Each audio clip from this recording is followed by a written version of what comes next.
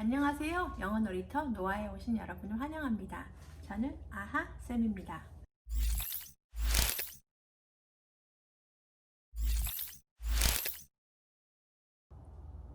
여기서는 알파벳 가르치지 않지? 라고 궁금해 하시는 분들이 계실까봐 왜 소리를 가르치는지, 알파벳을 먼저 가르치지 않는지, 그리고 대문자를 가르치지 않고 왜 소문자를 먼저 가르치는지 그것에 대해서 얘기해 보려고 합니다. 우선 아이들을 글자 교육을 할 때 처음으로 하는 건 우리가 보통 이제 A, B, C, D, E, F, G 이렇게 외우잖아요. 그렇게 아이들이 노래를 계속해서 그거를 영어처럼, 물론 영어죠.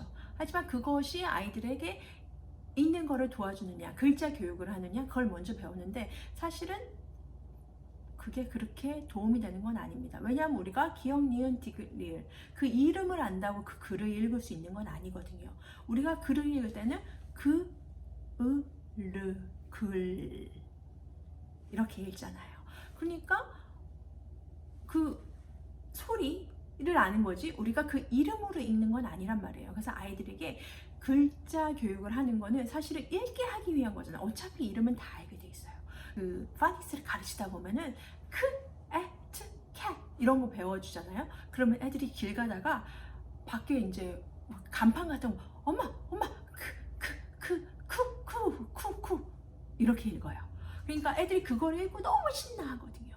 그리고 사실은 책을 빨리 읽으면 많이 자기가 혼자 심심할 때 책 읽으니까 또 편한 것도 있잖아요.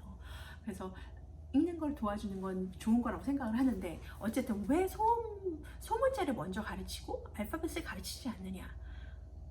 왜냐하면 아이에게는 소문자, 대문자, A, B, C, D 이름 그러면은 여러 가지 언어를 가르치는 것과 똑같아요. 예를 들면 생각해 보세요. 소문자 A가 있어요. 대문자 A가 있어요. 이름은 A예요. 소리는 에예요.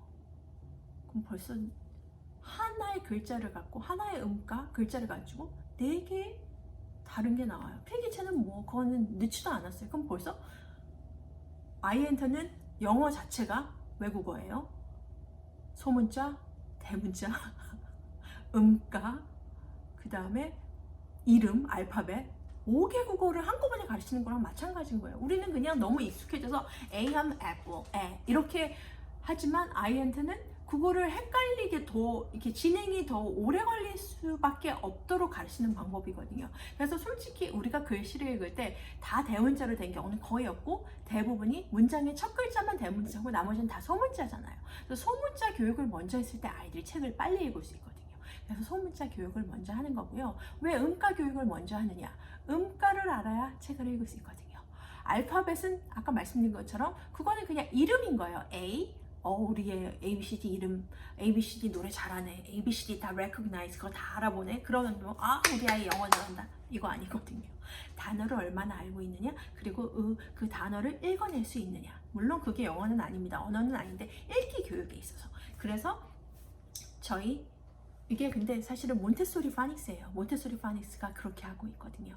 그래서 소문자를 먼저 가르치고 음가를 먼저 가르치고 그러고 나중에 대문자와 알파벳 이름도 가르쳐요. 근데 요즘 애들은 워낙 제가 이제 같이 파닉스 수업을 하는 서화를 봐서도 아시겠지만 알파벳 송이랑 알파벳 그 모양 레코그니션이 벌써 음가가 아니라 이렇게 딱 보면 글자를 알아맞히는 게 벌써 S를 보면 S가 아니라 S 먼저 나와요. 근데 사실은 그거를 지원해지까지는 않아도 그거를 약간 뒤로 할 수 있게 아이들을 이렇게 독려해줘요. 왜냐면 해야지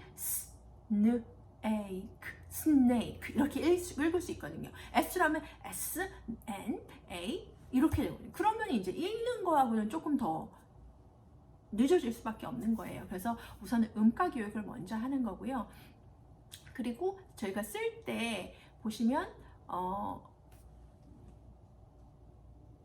제가 만들 때 모래글자판 만들 때 말씀드렸죠. 여러 가지 글자가 있어요. A를 쓰는 것도 이런 게 있고 필기차를 때는 이렇게 쓰고 또 고딕부를 할 때 이렇게 하고 근데 아이들한테 그건 굉장히 헷갈리는 일이에요.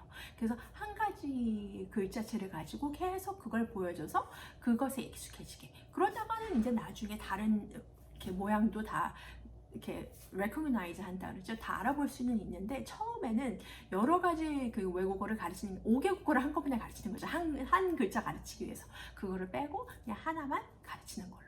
그래서 저희가 여기서 노아에서 아이들한테 파니스 교육을 할 때는 음가 교육 먼저, 소문자 교육 먼저 그렇게 하는 겁니다.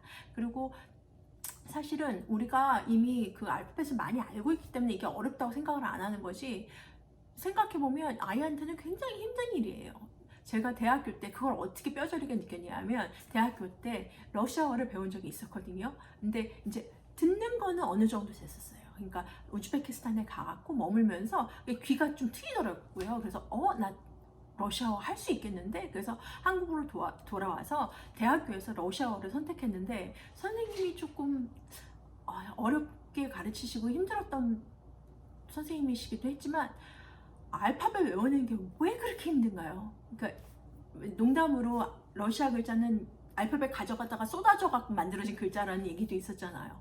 막 거꾸로 읽고 막 이러는데 너무 힘든 거예요. 글씨 쓰는 것도 힘들고 레코그나이즈 하는 것도 힘들고 알아보는 것도 힘들고. 그러니까 그 마음이, 그때 마음에 이게 영어 처음 배우는 애들이 진짜 힘들겠구나 라는 생각을 처음 했었거든요. 그래서 아이들이 알파벳 B, D, 뭐 A 이런 거 막 문제 헷갈려 할 때 저는 그 생각을 꼭 해요. 얘네들한테 이게 정말 힘든 일인데 잘하고 있구나. 그래서 그렇게 아이들한테 음가로 그리고 소문자로 가르칠 때 이거 뭐 이렇게 가르쳐 이렇게 생각하지 마시고, 아이들한테 빨리 읽게 하기 위해서 하는 거니까 그렇게 이해해 주시고, 또 아이가 그걸 잘 따라할 때 많이 독려해 주시고, 정말 힘든 일 하고 있는 거거든요. 그러니까 아이들 음가 교육 잘할 수 있게 도와주시고 또 함께 해주세요. 그럼 오늘은 여기까지. 감사합니다. 안녕히 계세요.